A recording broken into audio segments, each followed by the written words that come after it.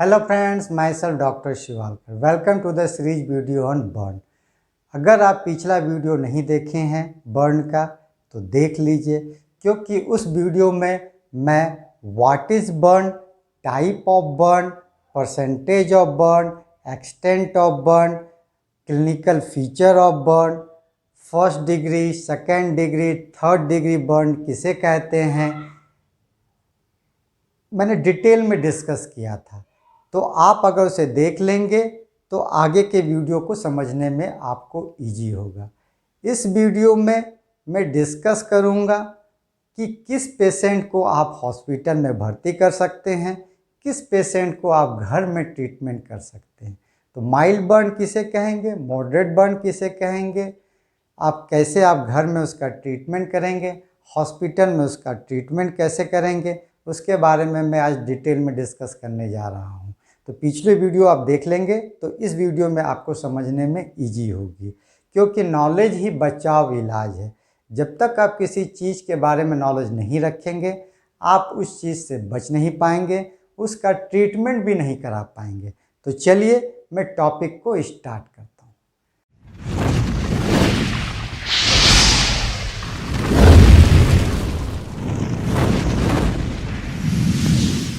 तो सबसे पहले बात करते हैं mild burn, that is minor burn, moderate burn, severe burn, that is major burn किसे कहते हैं। तभी हम उसी के अनुसार पेशेंट को हमको देखना पड़ेगा कि इसका हम घर में ट्रीटमेंट करें या हॉस्पिटल में ट्रीटमेंट करें।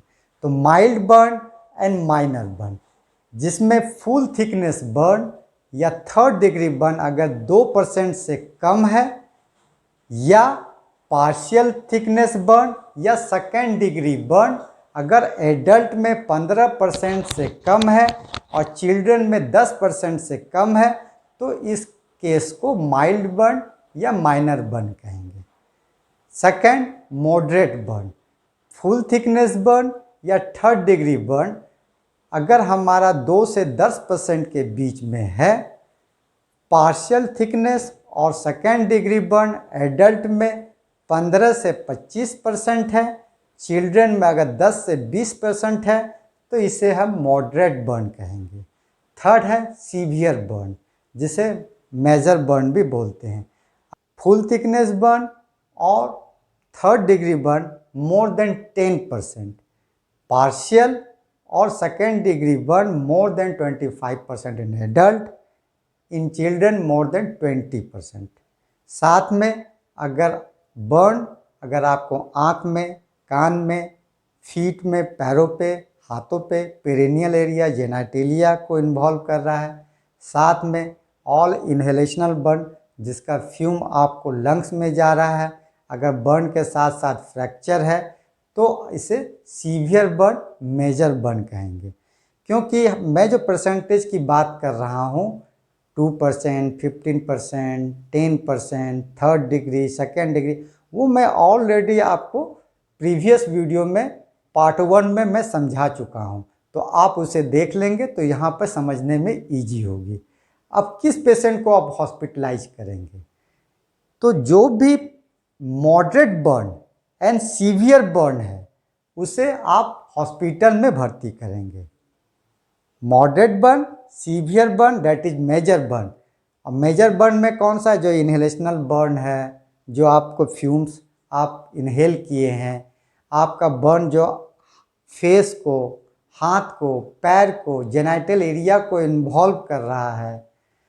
अगर कोई पेशेंट को डायबिटीज़ है, सीओपीडी है, रीनल किडनी प्रॉब्लम है, जितना भी इलेक्ट्रिकल एंड केमिकल बर्न है, वो सभी पेशेंट को आप हॉस्पिटल में भर्ती करेंगे और वहाँ पर ट्रीटमेंट कराएंगे। और घर में किस पेशेंट को, only mild and minor burn. तो माइल्ड और माइनर बर्न मैंने कौन सा बताया कि बर्न लेस देन 10 to 15% अगर बर्न है तो आप उसे घर में ट्रीटमेंट कर सकते हैं। एडल्ट में लेस देन 15%, चिल्ड्रन में लेस देन 10% बर्न है तो उससे आप घर में उसका ट्रीटमेंट कर सकते हैं। ठीक है। अब बर्न में डेथ क्यों होता है, उसका काउज क्या है। तो बर्न में डेथ होने का कारण पहला है हाइपोवोलेमिक शॉक, क्योंकि अगर बर्न होता है तो हमारे शरीर का बहुत सारा पानी निकल जाता है, उस कारण से डेथ हो सकता है। दूसरा, किडनी फेल्यूर, रीनल फेल्यूर हो सकता है, किडनी फेल हो सकता है। थर्ड, पल्मोनरी इडिमा, हमारा लंग्स काम करना बंद कर सकता है। सेप्टिसीमिया, चूँकि हमारा स्किन एक प्रोटेक्टिव लेयर है, अगर हमारा स्किन जल जाएगा तो हमें इन्फेक्शन होने का चांस ज़्यादा होगा, तो सेप्टिसीमिया से डेथ होगा, इन्फेक्शन से। उसके बाद मल्टी ऑर्गन फेल्यूर से भी डेथ हो सकता है। ठीक है, अब बात करते हैं मैनेजमेंट। आप प्राथमिक उपचार, पहला प्राथमिक उपचार घर पे क्या करेंगे, अगर किसी को बर्न है तो क्या करेंगे? तो सबसे पहला काम क्या है? बर्निंग प्रोसेस को स्टॉप करना। अगर कुछ जल रहा है तो उसे स्टॉप करें, उसे रोके, और सेकंड, उस एरिया से आप दूर हट जाएं। थर्ड, अगर जो जल गया है उसको नॉर्मल टैप वाटर, नॉर्मल पानी से उसको 20 मिनट तक धोए, कंटिन्यूस उसे इरिगेशन करें, उससे धोए, ना कि ठंडे पानी से। बर्न में बहुत जलन होता है तो कई लोग ठंडा पानी इस्तेमाल करते हैं, नहीं, ठंडा पानी का यूज नहीं करना है, अदरवाइज आपको हाइपोथर्मिया हो सकता है। तो आपको नॉर्मल टैप वाटर से उसे वॉश करना है 20 मिनट तक। ठीक है, उसके बाद आप घर में क्या ट्रीटमेंट करेंगे माइनर बर्न का? तो घर में पहले तो आपको क्लीन कर लेना है, उनको जहाँ जला है उसको साफ कर लें नॉर्मल टैप वाटर से। उसके बाद सेकंड, आप एंटीसेप्टिक सॉल्यूशन, लोशन कुछ भी है, मर्क्यूरोक्रोम है, बीटाडिन सॉल्यूशन, उससे आप पहले अप्लाई करें, वॉश करें। थर्ड, आप जो है ऑइंटमेंट यूज करें, अप्लाई करें बाद में, जैसे 1% सिल्वर सल्फाडाइजिन ऑइंटमेंट। फोर्थ, आप एंटीबायोटिक खाएं ताकि आपको इन्फेक्शन ना हो। फिफ्थ, आपको काफ़ी दर्द होगा तो आप एनाल्जेसिक पेन किलर ले, डाइक्लोफेनेक वगैरह ले। सिक्स्थ, अगर डाइक्लोफेनेक ले रहे हैं और बर्न है तो आपको उल्टी या गैस होने की संभावना रहती है, तो डोमपेरिडोन साथ में पेंटाप्राजोल, ओमिप्राजोल, लेंसाप्राजोल जो भी है उसका कम्बिनेशन आप यूज करें। सेवंथ, आप टेटनस टीटी का इंजेक्शन लें, टॉक्साइड का इंजेक्शन लें। तो इस तरह से आपको घर में ट्रीटमेंट करना है। अब मैं टॉपिकल एजेंट की बात किया, जिसमें मैंने आपको 1% सिल्वर सल्फाडाइजिन ऑइंटमेंट का बात किया, तो वो कॉमनली यूज्ड है। अगर वो नहीं मिलता है तो बहुत सारा टॉपिकल एजेंट है, जैसे कि सल्फोनाइल क्रीम है जिसमें मैफेनिक एसिड रहता है, सिल्वर नाइट्रेट की क्रीम है, पोविडिन ऑइंटमेंट, बीटाडिन ऑइंटमेंट है, पॉलीमैक्सिन बी सल्फेट क्रीम है। तो ये सब का भी आप यूज कर सकते हैं, लेकिन मोस्ट कॉमनली जो है 1% सिल्वर सल्फाडाइजिन ऑइंटमेंट इज बेस्ट। ठीक है, ये तो हो गया घर में ट्रीटमेंट। अगर आपका मॉडरेट बर्न और सीवियर बर्न है तो आपको हॉस्पिटल में ट्रीटमेंट करना चाहिए। तो हॉस्पिटल में सबसे पहले पेशेंट को हॉस्पिटल में भर्ती कर दें।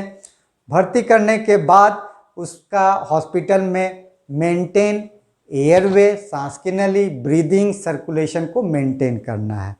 अब फिर हमें वहाँ पे एसेस करना है परसेंटेज ऑफ बर्न, कितना परसेंट बर्न है, क्या डिग्री है, first degree, second degree, third degree, किस टाइप का बर्न है, हमें एसेस करना, हिस्ट्री लेना है, और उस पेशेंट को बर्न यूनिट में रखें। बर्न यूनिट चूँकि हमारा बर्न पेशेंट के लिए स्पेशलाइज रहता है, एसी रहता है, हाइजीन वहाँ मेंटेन रहता है, तो पेशेंट मोर कंफर्टेबल रहता है और ईजिली वो जल्दी से ठीक होता है। और उसके बाद हॉस्पिटल में maintain temperature, pulse, BP, blood pressure, respiration, उसको मॉनिटर करें। यूरिन आउटपुट के लिए आप फोलिस कैथेटर लगाएं कि पेशाब कितना हो रहा है, कितना फ्लूइड आप दे रहे हैं, कितना पेशाब में निकल रहा है, क्योंकि बॉडी को हाइड्रेशन मेंटेन करना है। देन आप राइल्स ट्यूब इसको लगाएं। राइल्स ट्यूब जनरली क्या होता है, मोर देन 25% बर्न में पैरालाइटिक इलियस, हमारा गैस्ट्रिक मोटिलिटी रुक जाता है, तो इसीलिए स्टोमक में हमारा सिक्रीशन ज़्यादा जमा होगा। तो पहला राइल्स ट्यूब का काम है कि एस्पायरेट करे, फ्लूइड को निकाले। सेकेंड, उसका जो है फीडिंग पर्पस में भी उसका यूज होता है। अब बात करते हैं फ्लूइड रेसिटेशन। फ्लूइड हमारे बॉडी के लिए बहुत ही इम्पॉर्टेंट है, क्योंकि हमारे बर्न पेशेंट में फ्लूइड निकल जाता है, जिसके कारण वो हाइपोवॉलेमिक शॉक में जाने का खतरा रहता है। तो फ्लूइड मैनेजमेंट हॉस्पिटल में बहुत ही ज़रूरी है। तो उसके लिए बहुत सारा फार्मूला है। पहला है पार्कलेंट्स फार्मूला, सेकंड है मूर एंड बार्कले फार्मूला, थर्ड है मॉडिफाइड ब्रूकीज फार्मूला, फोर्थ है गैल्वेस्टोन रेजिमिन, जिसमें बच्चे लोगों में ये यूज होता है, फिफ्थ है इवांस फार्मूला। मैं कुछ फार्मूला के बारे में डिस्कस करता हूँ कि कैसे हमको फ्लूइड के बारे में कैलकुलेट करते हैं। तो फर्स्ट पार्कलेंट फार्मूला। पार्कलेंट फार्मूला में कैसे हम फ्लूइड कैलकुलेट करते हैं, तो पार्कलेंट फार्मूला का कॉमनली ये यूज होता है। इसमें 4 ml into percentage of burn, कितना परसेंटेज बर्न है, वेट इन केजी 24 आवर्स में, जिसमें हाफ ऑफ फ्लूइड आप फर्स्ट 8 आवर्स में देते हैं and next half fluid next 16 hours में। अब इसमें कैसे कैलकुलेट करते हैं, एग्जाम्पल के तौर पे देख लीजिए। अगर मान लीजिए किसी का 20% बर्न है, अब वो 50 kg का आदमी है, तो 4 into percentage of burn 20, weight 50 kg, तो 4000 ml मीन्स 4 लीटर फ्लूइड हुआ। 4 लीटर फ्लूइड में अब 2 लीटर जो है 8 घंटे के अंदर देंगे और 2 लीटर फ्लूइड नेक्स्ट 16 आवर्स के अंदर देंगे। 24 आवर्स में हाफ ऑफ द फ्लूइड जो है within 8 hours, next half of the fluid in 16 hour, next 16 hours. And second example देख लीजिए। अगर किसी का परसेंटेज ऑफ बर्न 60% बर्न है, इसमें तो 20% था, अब अगर 60% बर्न है तो मैक्सिमम यहाँ पर 4 इंटू 60 नहीं करेंगे, मैक्सिमम आपका 50 तक ही कंसीडर करेंगे। अगर मान लीजिए किसी को 90% भी बर्न है तो इसे 50 तक कंसीडर करेंगे, मतलब 50 से ज़्यादा नहीं जाना है कंसीडर करने। तो 60% बर्न है तो 50 कंसीडर किए, वेट 50 kg, तो इसमें 10 लीटर फ्लूइड आया। 10 लीटर में 5 लीटर जो है फ्लूइड आप फर्स्ट 8 आवर्स में देंगे एंड फिर 5 लीटर्स नेक्स्ट 16 आवर्स में आप फ्लूइड देंगे। सेकेंड फार्मूला है modified Brooke's formula. Parkland formula most commonly used होता है। अब सेकेंड भी आप जान लीजिए, मॉडिफाइड ब्रूकीज फार्मूला में कैसे फ्लूइड को कैलकुलेट करते हैं। तो इसमें क्या है कि फर्स्ट 24 आवर्स में 2 ml into percentage of burn into weight in KG plus maintenance fluid 1500 ml जो है उसमें ऐड करना है। फॉर एग्जाम्पल उसी तरह से आप 20% है तो उसको 2 इंटू 20 इंटू 50 कर देंगे, प्लस जितना आएगा उसमें 1500 अगर जोड़ देंगे तो उतना फ्लूइड आपको उसी हिसाब से देना है। फिर second 24 hour means second day क्या करेंगे, जो अगर इस रेजिमिन से आप दे रहे हैं फ्लूइड, तो फर्स्ट डे जितना फ्लूइड था उसका 50% फ्लूइड प्लस उसमें 1500 ml और जोड़ देंगे, तो उसको आप सेकंड दिन दूसरे दिन आप उसे देंगे। अब क्या है कि उसी तरह से जो है half of the fluid first 8 hours में देंगे और सेकंड हाफ जो है नेक्स्ट 16 आवर्स में देंगे। थर्ड फार्मूला है मोर एंड बार्कले फार्मूला। इसमें क्या है, इसको कैसे फ्लूइड अगर इस फार्मूला से देंगे तो इसमें कैसे कैलकुलेट करेंगे, तो इसमें रेशन है। फर्स्ट रेशन का मतलब है percentage of burn into weight in KG by 2। अगर इसको डिवाइड करेंगे जितना आएगा वो फर्स्ट रेशन कहलाएगा। फर्स्ट 24 आवर में 3 रेशन देंगे, सेकेंड 12 आवर में 2 रेशन देंगे, नेक्स्ट थर्ड 12 आवर में 1 रेशन देंगे। तो लेकिन बेस्ट है आप पार्कलेंट यूज कीजिए या मॉडिफाइड ब्रूकीज फार्मूला यूज कीजिए। अब बात करते हैं सेकेंड डे। ये फर्स्ट डे का फार्मूला ये है फ्लूइड देने का।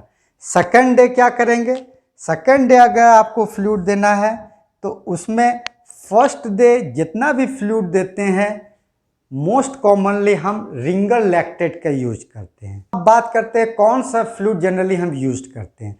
तो रिंगर लैक्टेट हम कॉमनली यूज करते हैं, नॉर्मल सलाइन को अवॉइड करते हैं।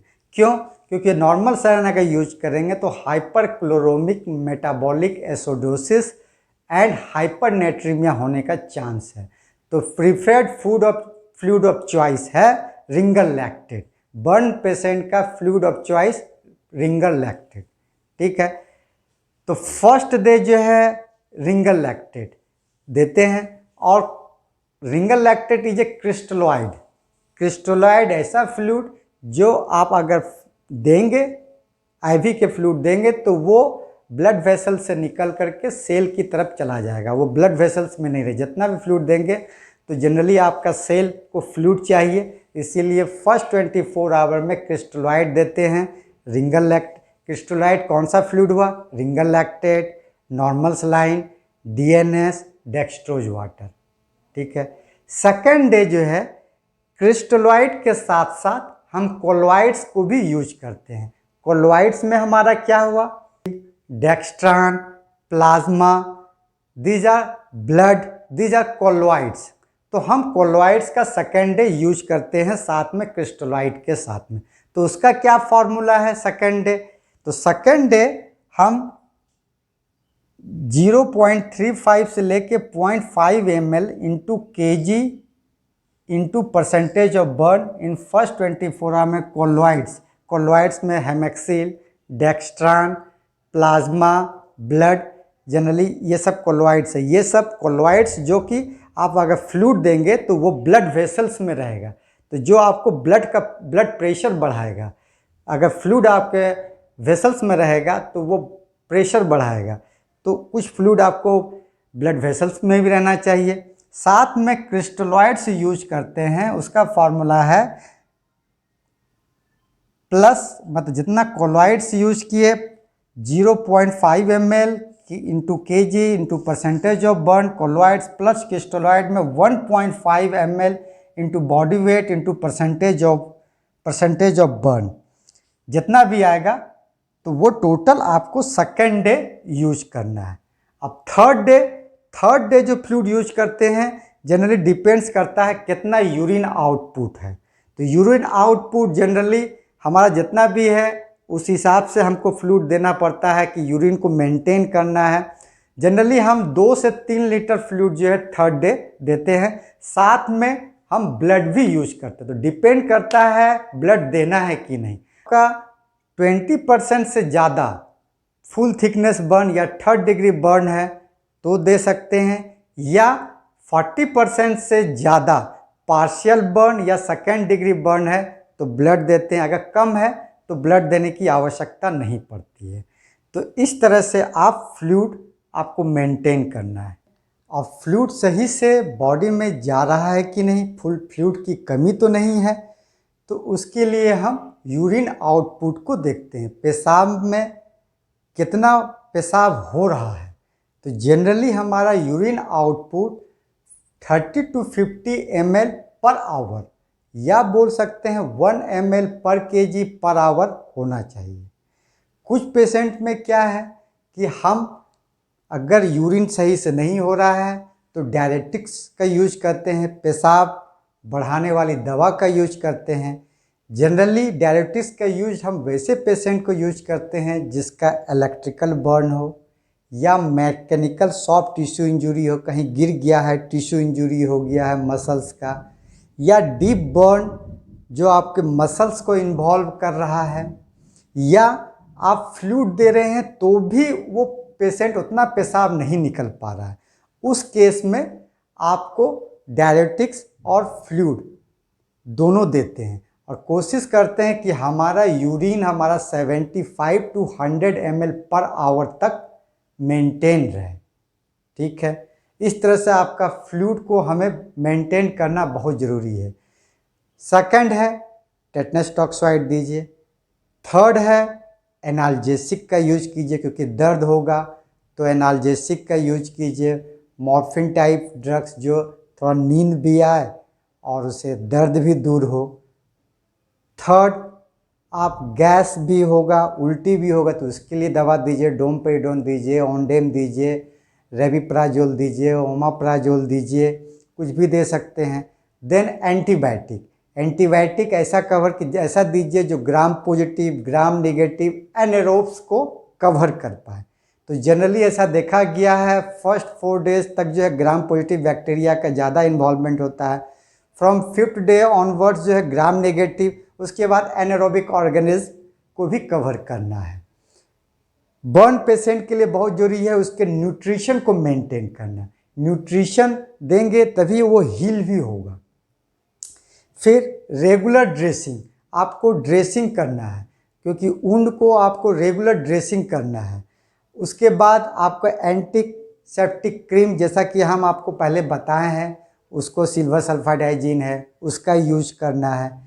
Then in case of 3rd degree burn, अगर बर्न ज़्यादा है तो स्कार भी डेवलप करता है, तो स्कार मैनेजमेंट एक अलग है।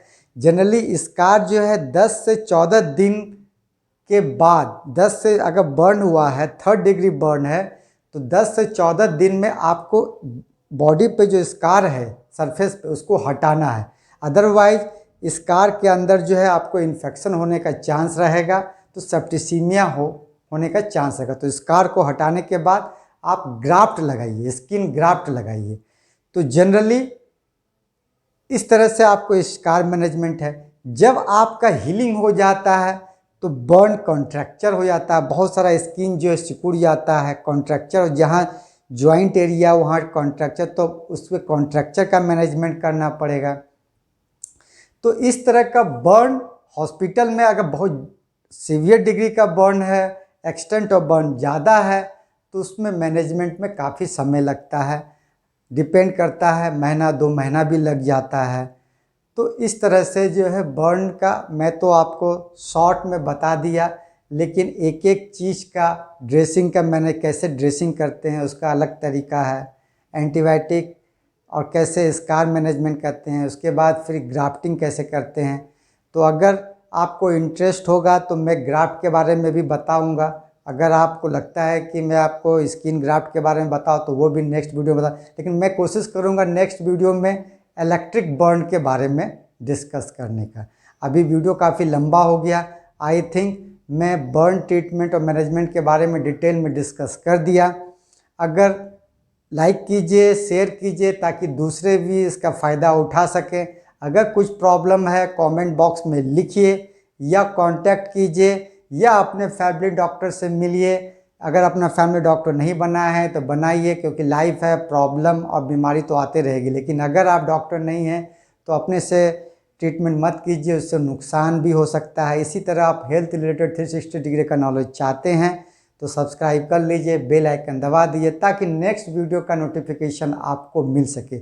मेरी सारी वीडियो आप यूट्यूब में डिटेल में डॉक्टर शिवालकर सर्च कीजिए, उसका फ़ायदा उठाइए। Be happy, be healthy. Thank you, धन्यवाद।